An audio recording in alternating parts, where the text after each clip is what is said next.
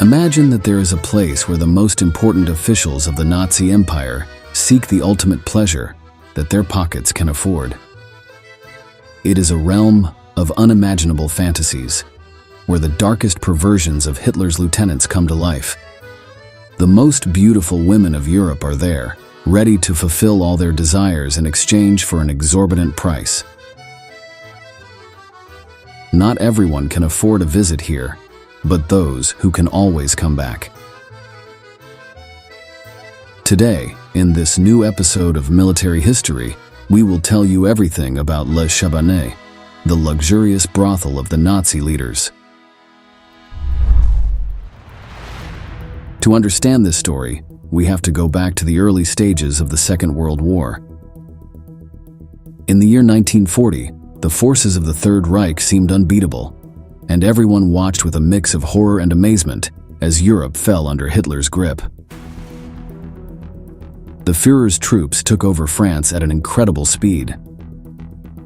The Gauls were disorganized, and their army failed to halt the formidable German panzers in any way. The defense was a complete failure, resulting in the military conquest of the nation, which was divided into two parts. On one side, the military occupation zone was established in the north, administered by the Germans. On the other side, in the south, Vichy France was established, a collaborationist state eager to gain favor with the Nazis. Next, we will listen to the moment when France's leader announces the surrender to his people. J'ai demandé à nos adversaires de mettre fin aux hostilités. J'ai pris cette décision dure au cœur d'un soldat, parce que la situation militaire l'imposait. Although this was a tragedy for the population, for prostitutes, the German invasion marked the beginning of their golden age. Never before was there such a demand for sex workers in France, to the point that they became one of the most benefited social groups during that period. It is interesting that in Berlin, the heart of the Third Reich, brothels were strictly prohibited. Hitler had deemed prostitution an immoral profession, whose only purpose was to plunge the Aryan race into decadence.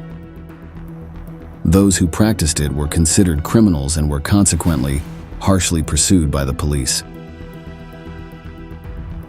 However, the Nazis did not apply these same policies in the conquered territories. In fact, in these places, prostitution was not only allowed, but also managed by the authorities of the military occupation. The German army dared to contradict the Führer's words, arguing that prostitutes were necessary for the soldiers. They believed that men, being away from home and subjected to the constant pressure of war and military life, needed to satisfy their desires to maintain high morale.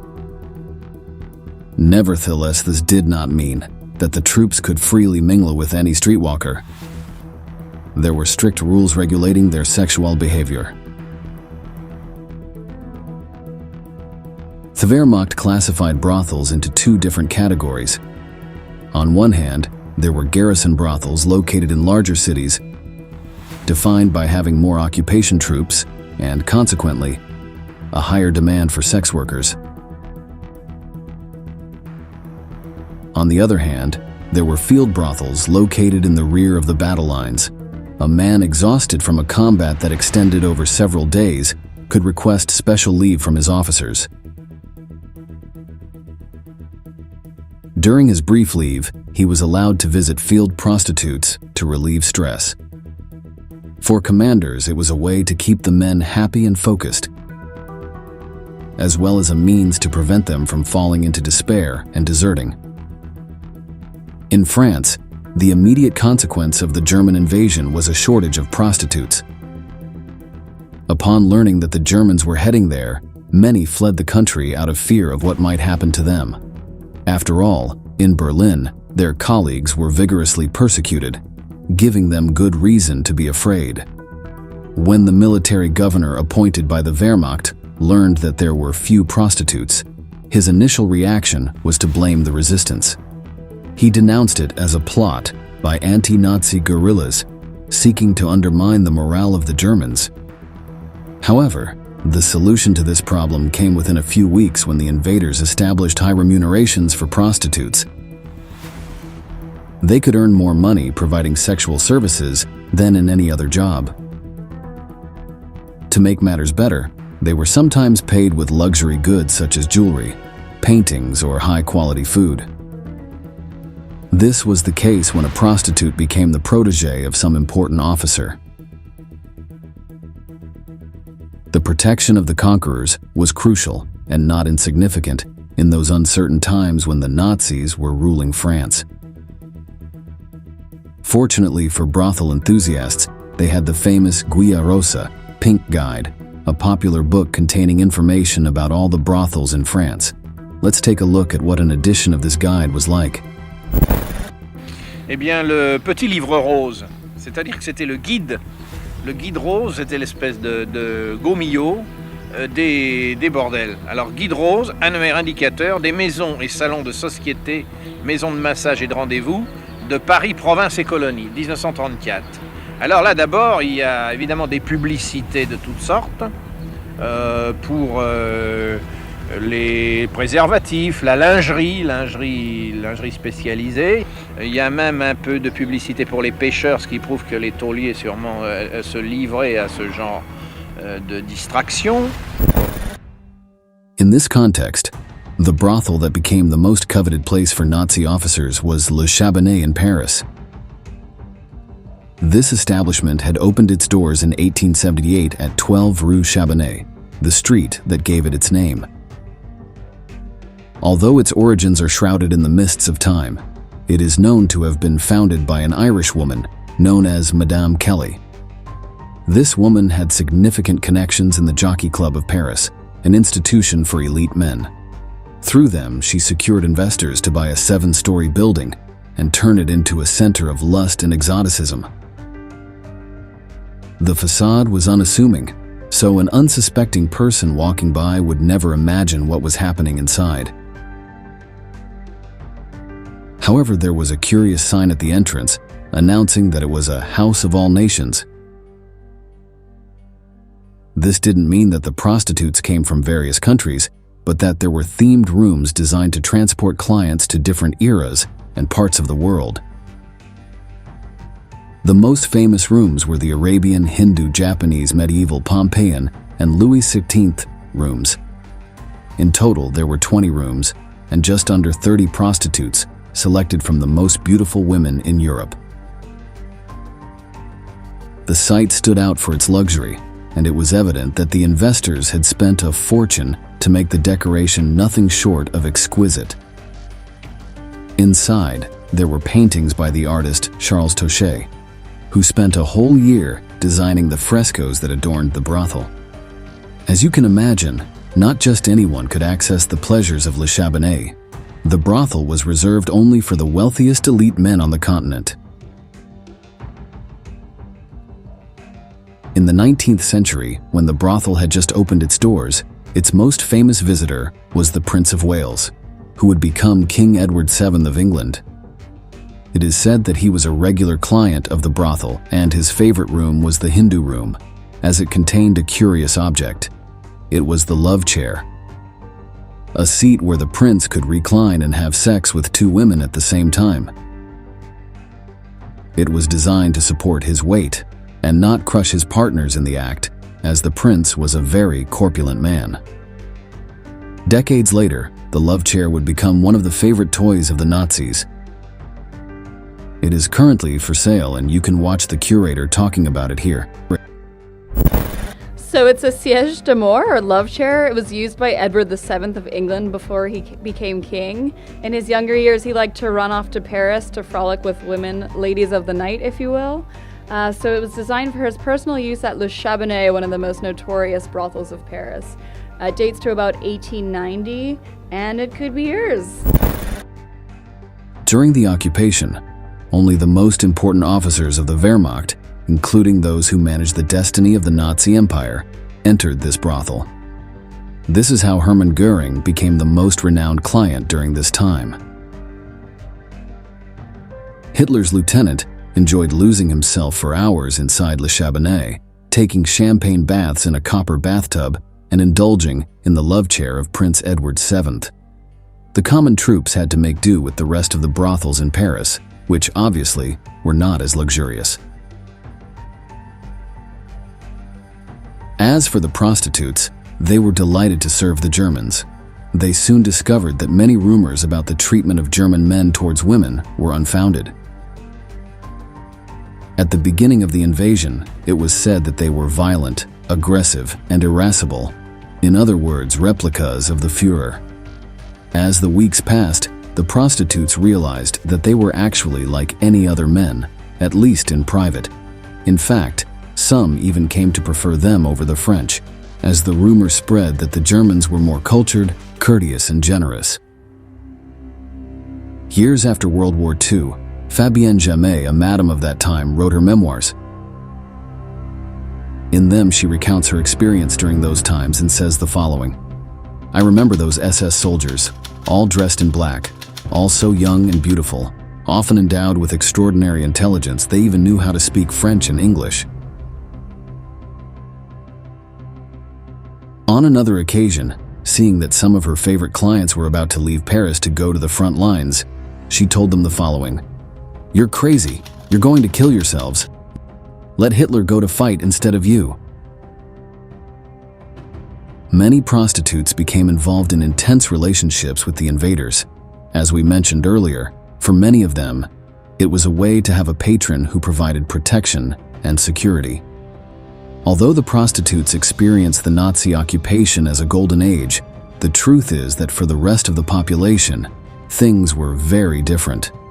The oppression of the German government became unbearable, and this situation reached its limit during the final stages of the war, when misery engulfed Europe. In this context, the prostitutes began to be singled out as collaborators of the regime. It was said that they were practicing horizontal collaboration, a play on words to emphasize that they exchanged sexual favors for well-being. Although this was exaggerated, and most were just doing their job, none of it mattered. For the French people, these women were as guilty as the worst Nazi leaders and deserved punishment. The situation was about to reach its climax. By June 1944, the enemies of fascism initiated the liberation of France, a maneuver where the resistance played a prominent role. Shortly thereafter, in August, the German soldiers stationed in Paris surrendered, opening the doors to the Allies. This way, the French nation regained its independence. The leaders of the Vichy regime were brought to trial for treason. The most brutal sentence was reserved for the Prime Minister, Pierre Laval, who was the real leader of the state. On October 15, 1945, he was sentenced to death, led before a firing squad, and executed.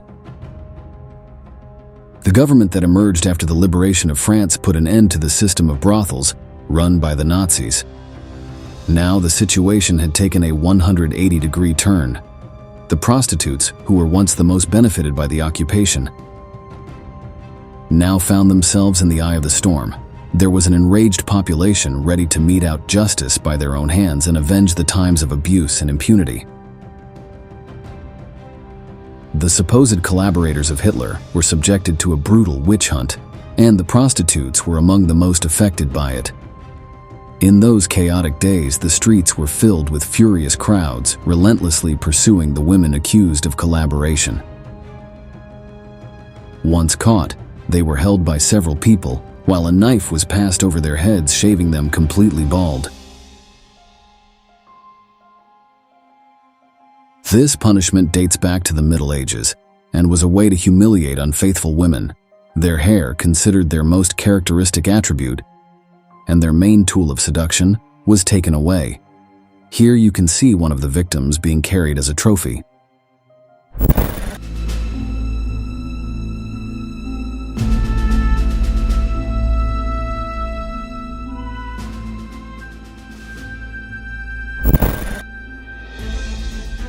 However, the punishments did not end here.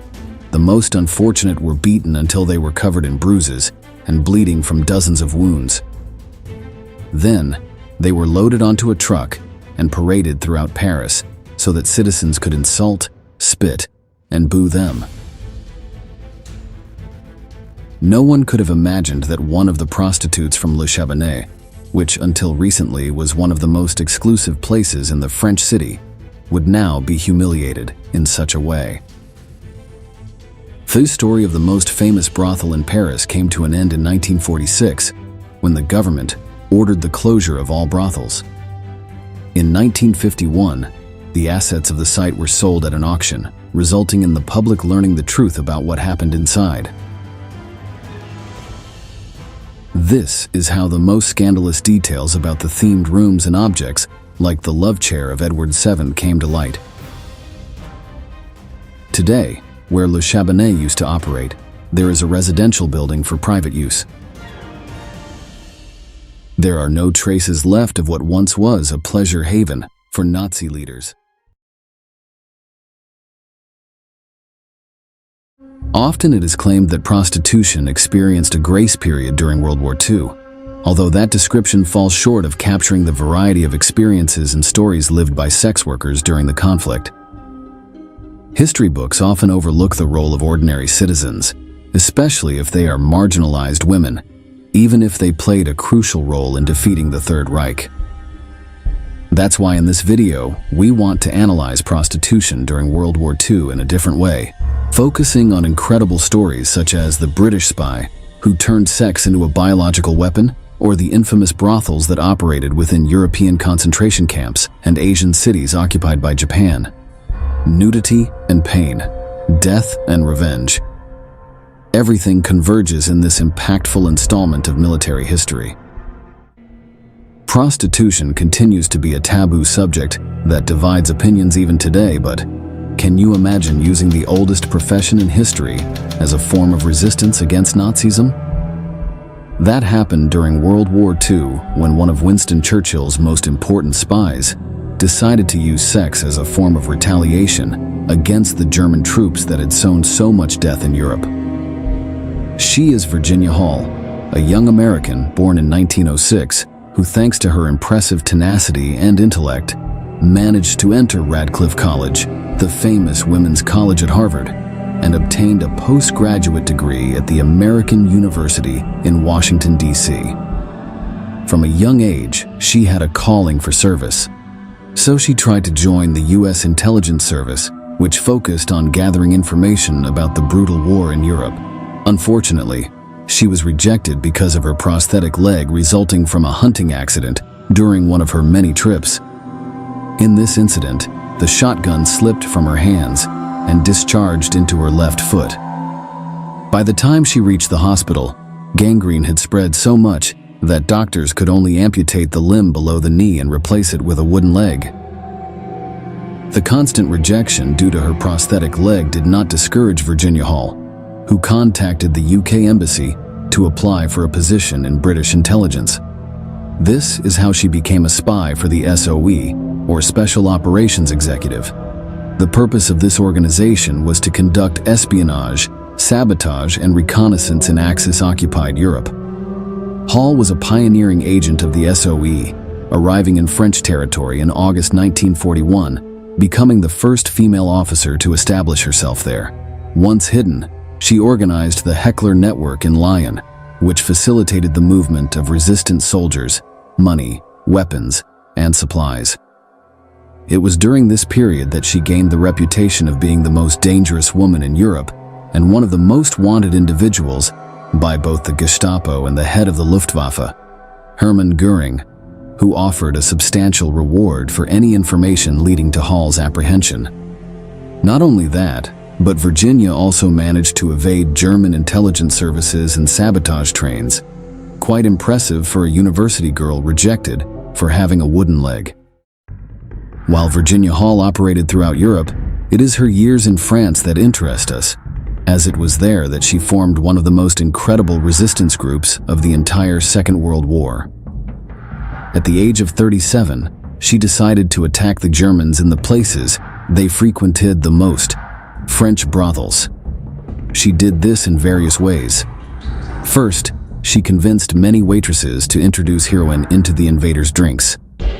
Her aim was to make them addicted so that when they were on the front lines, they would suffer severe withdrawal symptoms preventing them from fighting normally.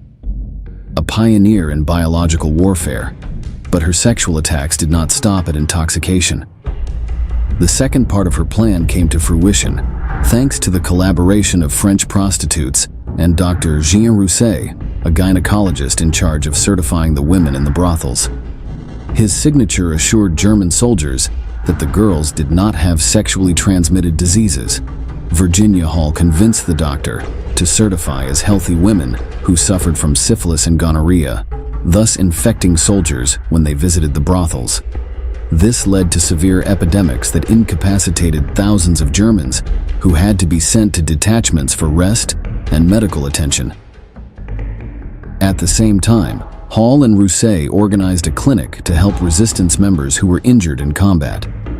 Hall's impressive work continued until November 1942, when she had to flee from France to avoid capture by the Germans after another spy revealed her location. Hall continued to operate in secret throughout Europe until she returned to Paris in 1944 under the false name Marcel Montaigne. After the war, she collaborated with U.S. intelligence, nothing better than proving them wrong when they rejected her. To this day, the sexual warfare methods of French prostitutes remain a unique milestone in military history. However, incredibly, after the war, hell continued for many of these French women. What you are seeing is not an infamous Nazi punishment, nor are these photographs taken in the heart of a concentration camp. These are French men torturing French women after the conflict ended. As if it were a witch hunt, women who prostituted themselves with Germans were pursued and beaten by crowds all over the country. Their fellow countrymen saw them as traitors, despite being victims of the same historical process. Most of them had their heads shaved completely, earning the name femmes tendues, or shaved women, and then paraded through cities on open trucks. It was a disgusting spectacle. Many men chose to channel the hatred they accumulated during the war into punishing those they believed had aided the Third Reich. The less fortunate women were painted with tar swastikas on their faces, and some even died as a result of brutal beatings by enraged crowds.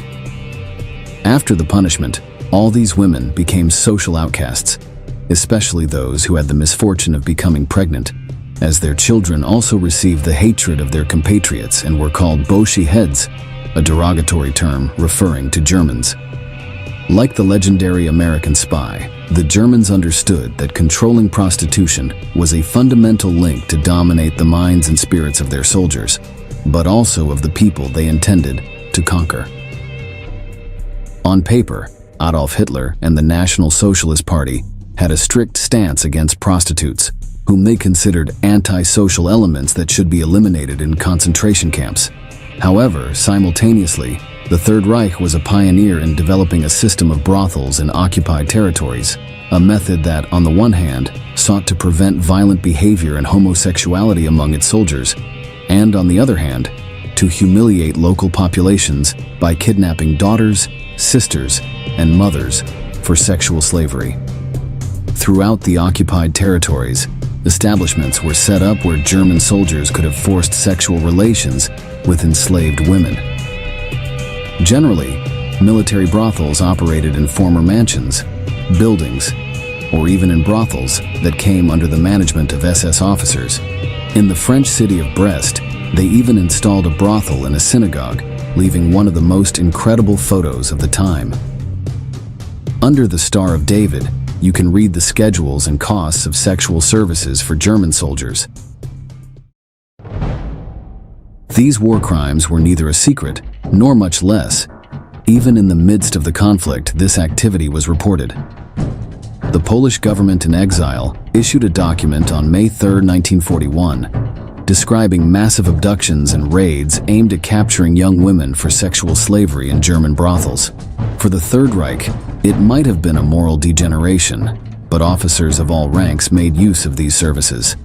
As always, it is futile to seek logic or consistency in the reasoning of Nazism. Something that is little remembered, or at least somewhat less discussed than urban brothels, is the operation of brothels within concentration camps. They were known as Lagerbordell and were created to encourage collaboration among prisoners. However, this morbid service was mainly taken advantage of by the capos. These individuals lived a somewhat less harsh life than the rest, as the majority of inmates did not even have the energy to seek sexual satisfaction in that way. Brothels within concentration camps never significantly increased productivity, but they did open the door to a market of access coupons among high-ranking prisoners. As for the women in these brothels, they were mostly forced into labor and came from the Ravensbrück women's concentration camp. Sometimes the SS recruited women by promising them better treatment or the suspension of their sentence indefinitely, causing anger and envy among the inmates. As we will see later, this method of deceit was not exclusive to the Third Reich. Prostitution within concentration camps was a dark secret, at least until the early 1970s when several memoirs were published, delving into the topic with some depth. However, the subject remained taboo in Nazi research until the mid-1990s, when new publications by female researchers broke the silence. It is estimated that at least 34,000 female prisoners were raped in these facilities during the Third Reich. But, of course, this was not the only side that committed inhuman sexual crimes. Once the global conflict was over, Soviet troops embarked on a brutal revenge against the German population, particularly against the women of Berlin. Rapes and murders increased between 1945 and 1947, the year when soldiers were permanently stationed in military areas and ceased to have contact with the civilian population. While it is claimed that a large part of the crimes were committed with revenge in their eyes, many argue that it was also due to a historical sense of inferiority on the part of the Russians, considering that the German standard of living was much higher. Seeing German luxury in ruins, the Red Army unleashed its worst side, committing some of the most brutal sexual crimes of the time. As we always clarify when dealing with these delicate topics, the wartime experiences of women are varied, and all testimonies are equally valid. Not all prostitutes had the opportunity to channel their profession to contribute to the resistance in the same way as the women of Virginia Hall. Thousands of Asian women remember their youth as a genuine hell on earth, a period in which they were forced into prostitution to appease the fury of both their own and foreign soldiers. It's time to talk about the tragic comfort women. The term is a fairly literal translation of the Japanese word ianfu, which means comfort woman. Despite the benevolent definition, their participation was at gunpoint and through kidnapping. The majority of cases occurred during World War II when Japanese troops forced hundreds of thousands of women from countries like South Korea, the Philippines, Vietnam, and China into military-controlled brothels. In these facilities, they were repeatedly raped, fed with garbage barely enough to keep them alive, at least for a period.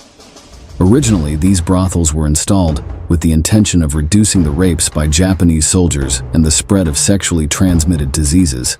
Contrary to what the authorities expected, military brothels exacerbated these phenomena, demonstrating that the brutality of Japanese troops was not caused by abstinence, but by decades of imperial indoctrination that defined the rest of Asia as second-class humans.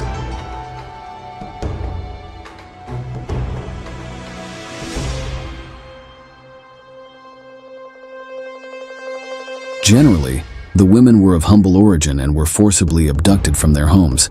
Others agreed under the deception of receiving a secure job or advanced education in major cities. These types of announcements were distributed in all invaded territories, promising a better life for girls who agreed to collaborate with the Japanese Empire. The most repugnant part is that they were mostly young girls who were trafficked throughout Southeast Asia. These war crimes were scarcely reported because the survivors were not only ashamed to recount the hell they had experienced, but their families and friends treated them as traitors and harlots. It seems incredible that two apparently different societies, such as the French and the Asian, had an equally brutal reaction to women who were captured and violated by the enemy. Japan never took responsibility for these crimes, and for decades has refused to issue clear and concise apologies to the few comfort women who survived the 20th century.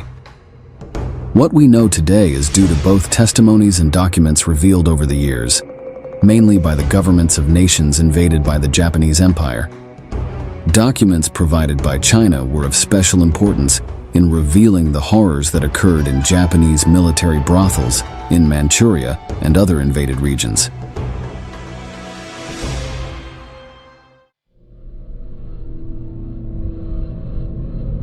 In these images, you can see the exact moment when Chinese troops liberate Park Yong-sim, one of the many prisoners under the Japanese yoke.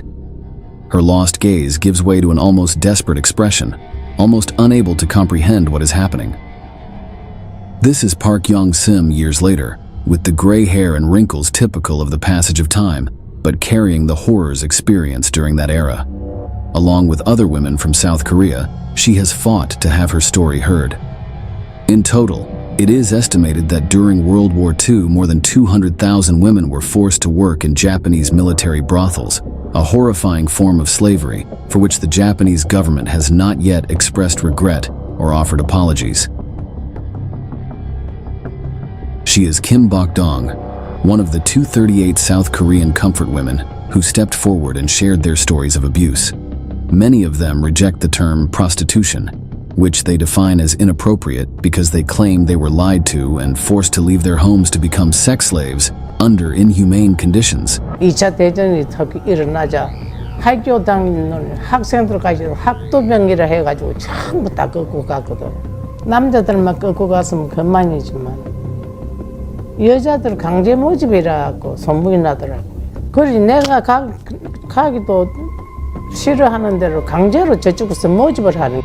Kim was only 14 years old when a Japanese police officer and a soldier arrived at her rural home, asking her to accompany them to work in a textile factory for a few days.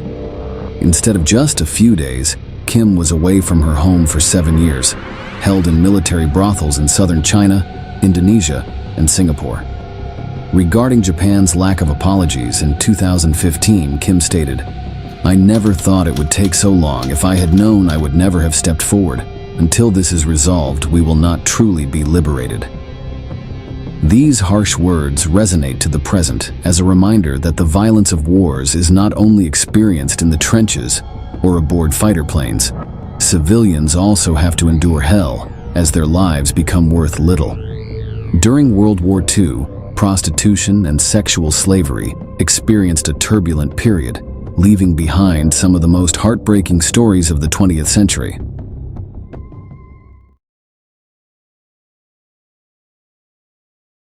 Adolf Hitler's relationship with the moral problems of humanity is curious to say the least, as there was a great tension between civilization and the barbarity of Nazi methods. Germany in the Third Reich presented itself as a positive beacon of ethics and progress to the world, while near its borders, concentration camps were established where truly inhuman acts were carried out. But the Holocaust was not the only gesture of immoral brutality that National Socialism gave. It also plagued occupied Europe with brothels and whorehouses, in which Hitler fed the lowest instincts of his troops.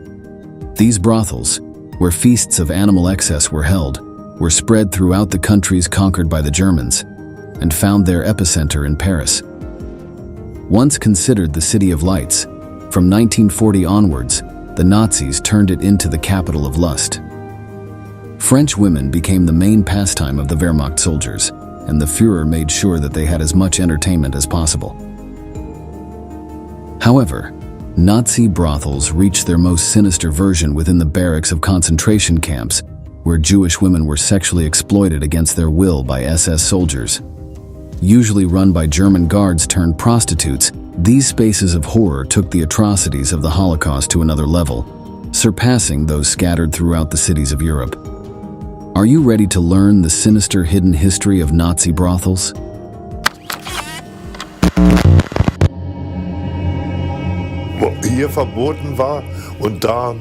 Ce qui était interdit en Allemagne était autorisé en France. Je ne sais pas si c'est ça la liberté, mais ça m'a permis de profiter de choses que je n'avais pas chez moi, comme les bordels par exemple.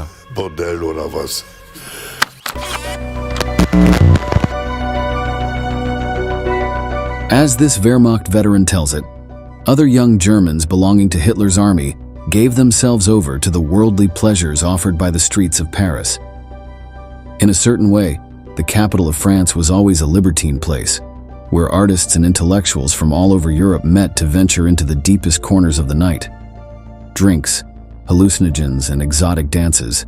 The heat of the flesh flowed through the Parisian brothels like water, through the canals of Venice. From the poorest to the richest, everyone found somewhere to satisfy their sexual appetites. Even at the end of the 1930s, with a good part of the continent turning socio-culturally towards conservatism and fascism, French civil society encouraged the exploration of sexual freedom.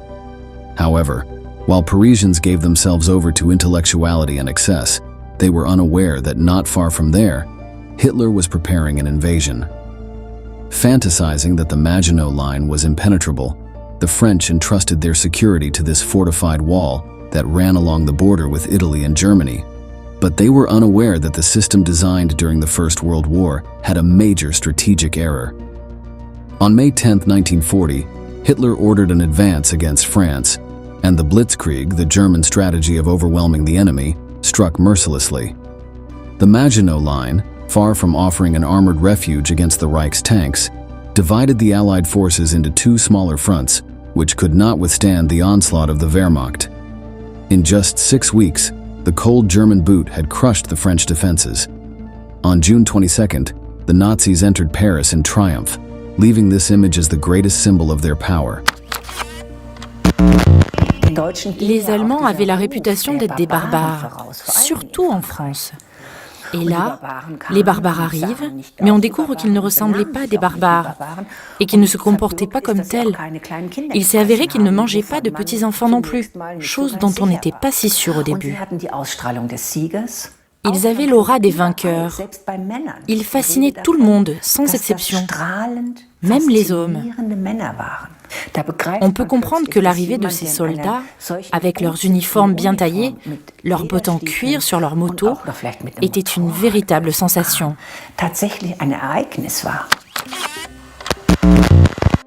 With their historic national pride shattered, the French, who had been synonymous with progress in the 19th century, watched helplessly as the Germans, whom they considered barbarians and had defeated in World War I, surrounded the Eiffel Tower with their tanks. The feeling on the German side, however, was very different. Many soldiers of the Wehrmacht stated that their first impression upon entering Paris was being struck by the beauty of the women.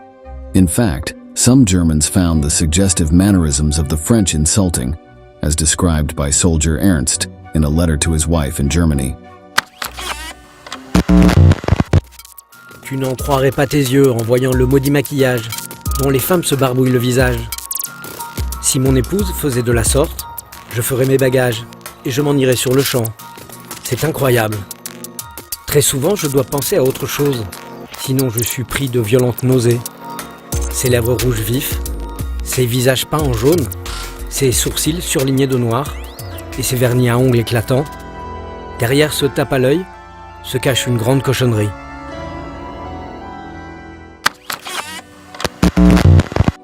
Although many Germans shared Ernst's opinion in public, in private, they felt lustful emotions towards the ladies of Paris. The makeup, the revealing dresses, the well-groomed appearance, and the voluptuous forms inflamed the soldiers' passion. They were so different from the hard-featured women in uniform promoted by Nazi propaganda in Germany that they reminded young men of pre-war times, before National Socialist homologation. Going from Berlin to Paris was like going from a grocery store to an exhibition of lustful women. Needless to say, the soldiers' excitement had to find a channel, and at first, the French madams were willing to offer the best services to the exhausted Germans. In the first years of occupation, the brothels of Paris lived a golden age, reaching some 177 locations spread throughout the Seine region. The Nazis, when they were not on guard duty, spent their time among the bars and sex workers. Such was the demand that the Wehrmacht decided to requisition the 22 most important brothels in the city, which began to run under the indirect command of the Führer. Los soldados recibieron una lista de los burdeles autorizados. En ellos no dudaban en filmarse retozando con prostitutas a modo de souvenir personal.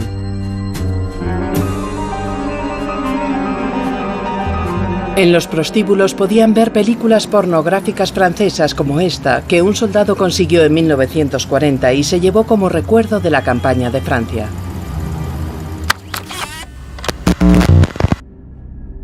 The number of prostitutes grew from a few thousand to over 10,000, and because officers spent virtually all of their pay, the supply of sexual labor became one of the most profitable businesses for young women at the time. Brothels spread across Paris like a virus, establishing themselves in private homes, basements of bars, hotels, and even in some upper-class buildings. The Führer was okay with these practices, as he preferred his men to view foreign women as a hobby rather than in more serious ways. Hitler knew that an occupying force could not humanize the enemy without weakening itself. In fact, high-ranking officers gave soldiers strict orders not to engage in liaisons or conversations with civilian women. Éviter tout contact avec la population civile. Il est interdit d'emmener des Françaises dans une voiture de fonction ou de les tenir par le bras. Paris, the city without eyes, silently screamed all the dirty secrets hidden in its brothels. No one ignored that prostitution was increasing exponentially, and that invading soldiers inhabited these places as if they were their second home. But this wasn't just happening with low-ranking Nazis. Officers with high positions also had their preferred spots. Perhaps the most notable brothel among the Germans was Le Chabanais. It was located near the Louvre Museum and was considered the center of perversion in French high society.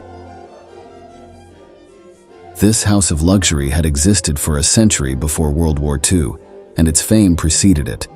It had been a playground for aristocrats and bourgeois of 19th century France, and even a common visiting place for politicians or diplomats visiting the country. From the outside, no one would have suspected it was the International Temple of Vice. Its facade resembled that of an old building, similar to any petit hotel in central Paris, 7 stories tall and without balconies facing the street. However, once you crossed the threshold of Le Chabanais, you entered a bustling environment where pleasure, excess, and substances prevailed. Its main attraction was its themed rooms, furnished with peculiar armchairs designed to facilitate different types of sexual acts or practices. There were also more perverse spaces where those who enjoyed fetishism could indulge in all their depravity. What happened in the brothel stayed in the brothel. Le Chabanais became a luxury exclusively dedicated to the predators at the top of the Nazi food chain, and the aspiration of many officers during the occupation was to be promoted to access this legendary palace of pleasure. Within its walls, the most beautiful young French women unabashedly surrendered to the captains, satisfying all their needs and fulfilling their darkest desires. Meanwhile, the madams collected the loot, which was more substantial than what any Frenchman of the time could offer. In addition to cash, it was quite normal for Germans to arrive with gifts for the prostitutes, whether jewelry, clothing, or food, impossible to obtain in Parisian shops. This also had a negative aspect, as French citizens, especially fervent opponents of the German occupation, began to develop great resentment towards the sex workers.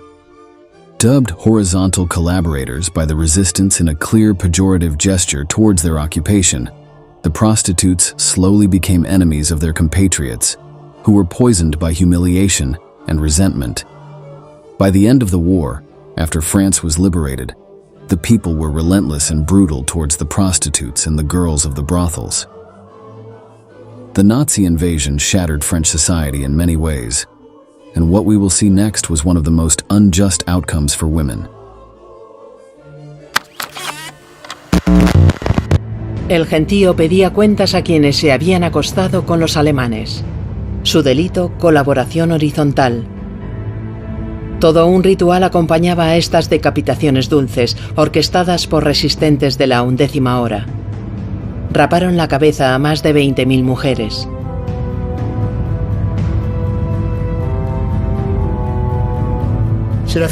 A través de una especie de catarsis, hicieron recaer sobre las mujeres todos los malos comportamientos de ese periodo en un intento de liberarse ellos mismos de sus faltas, de sus cobardías, de su pasividad, haciéndole pagar por ello a quien al acostarse con el enemigo había elegido el lado malo de la historia. The occupation model, in which Nazi officers fed their soldiers' morale with local prostitutes, was replicated throughout the countries invaded by the Reich. But in Poland, the situation was not as simple as in France. While Parisian women often opted for sex work, either because it was the only way to earn money or to survive the war, Polish women were forced into prostitution. The need to keep soldiers busy with banal pleasures, to prevent them from being aware of the acts they were carrying out, prompted the Wehrmacht to run its own brothels throughout the conquered territory. Polish society, which suffered firsthand from the brutality of the Nazis, even more than any other occupied nation, was not prepared to offer the vastness of vices that Hitler's soldiers demanded. At first, the Germans staged many street harassment scenarios against the women of the civilian population. They approached them, touched them without their permission, searched and groped them under any excuse, and threatened to do even worse things to them. And in fact, the situation worsened on its own. Although the officers did not support the soldiers' conduct, they turned a deaf ear to the complaints of people who denounced this type of act. Abuse became a custom among German soldiers stationed in Poland, and far from ending the problem, the Nazi leaders decided to make this type of conduct official.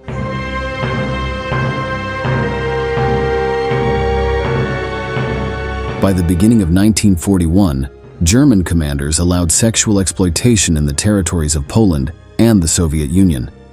But, unlike in France, in this case it would be carried out through the capture of young women between 15 and 25 years old, who were smuggled to brothels requisitioned or directly set up by the Wehrmacht. This sinister practice of human trafficking came to have its own name: the Rifle. These were raids carried out by police or military officers, in which they arrested local girls and loaded them onto trucks to take them to brothels or barracks, where they were brutally raped. At the end of the war, the atrocities carried out in these places would become known. Some women and girls who managed to escape declared that they were forced to serve an average of 32 men a day. But this service set up by the army itself was not free. Nazi officials charged their own soldiers. Those who visited the brothels of horror were allocated 15 minutes at a nominal cost of 3 Reichsmarks, the current German currency of the time. Girls who did not die during work and became pregnant or unable to work could be released. Such is the case of a terrible event that occurred in Krakow, when 2 15-year-old girls returned home very pregnant after being missing for a long time. According to the young women's accounts, they had been sexually exploited until the Nazis deemed them no longer fit for work.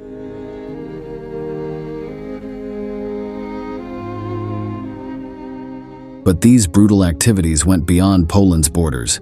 In the Soviet Union, because of the Germans' hatred of Slavs, even the circumstances of the women's capture were extremely violent. A post-war report by the International Military Tribunal describes, in the city of Smolensk, the German command opened a brothel for agents in one of the hotels to which hundreds of women and girls were taken. They were dragged through the street by their arms and hair. During the occupations, the Wehrmacht managed to establish an exhaustively bureaucratic system for the management of its sexual exploitation brothels. This originated in France, but spread to other countries, despite the brutal operational differences already mentioned. During the Nuremberg trials, several accusations were brought against high-ranking Nazi officials, as there were documents showing that sex workers, both voluntary and enslaved, were subjected to medical examinations to prevent sexually transmitted diseases. Some allegations indicated that these practices were carried out to prevent soldiers from taking out their libido on civilian women, but because cases of kidnapping and human trafficking were recorded in the Soviet Union and Poland, many Germans were convicted of war crimes and crimes against humanity. But as if all this were not enough, we still have to talk about the most brutal brothels created by the Nazis. If the history of prostitution in the civil societies of European countries was already quite gruesome, you can't imagine what happened inside the concentration camps established by the Third Reich.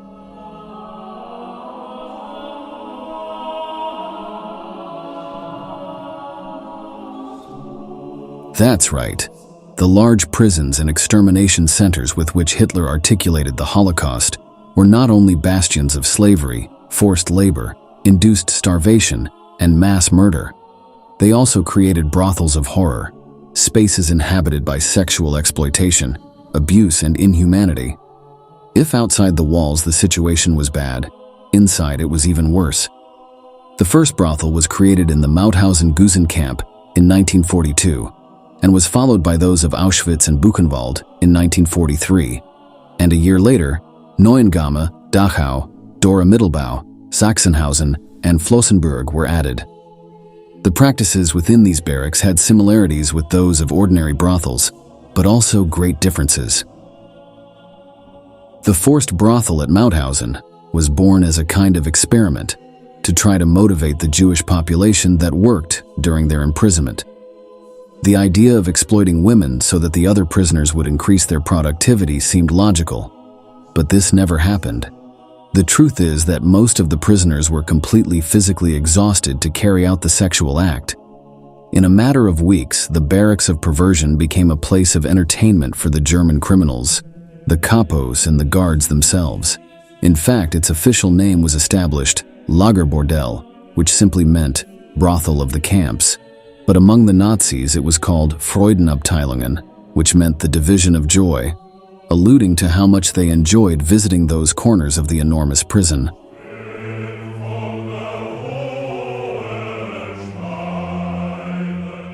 These places were usually located in barracks a little away from the central areas and had their own perimeter walls with barbed wire.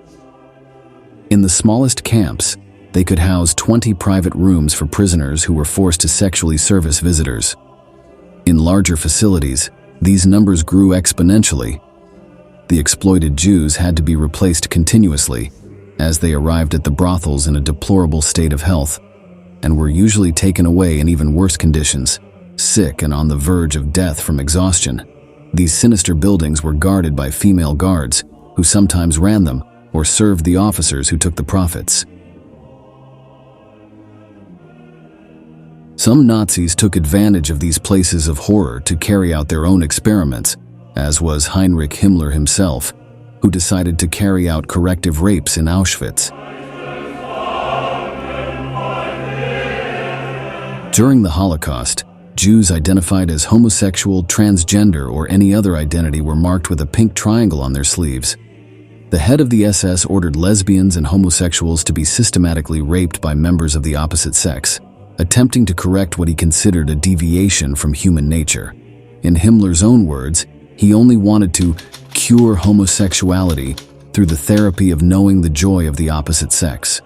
Of course, this was just another act of cruelty based on the profound ignorance and recalcitrant hatred that the Nazis held against anyone who was different from them. For that matter, the women had been raped only for pleasure, without any kind of experimentation involved, and most of the inmates used for this purpose died in the brothels before their fellow inmates were taken to the gas chambers. In total, it is estimated that some 32,000 women were forced into sexual work for Hitler's forces, and that the Führer himself accepted and encouraged these practices. Among all the horrors of war, there are some that are preferred not to be told, but we must remember them so as not to repeat them again. Thank you very much for following us to the end. If you liked our content, don't forget to like the video and subscribe to our channel. See you next time.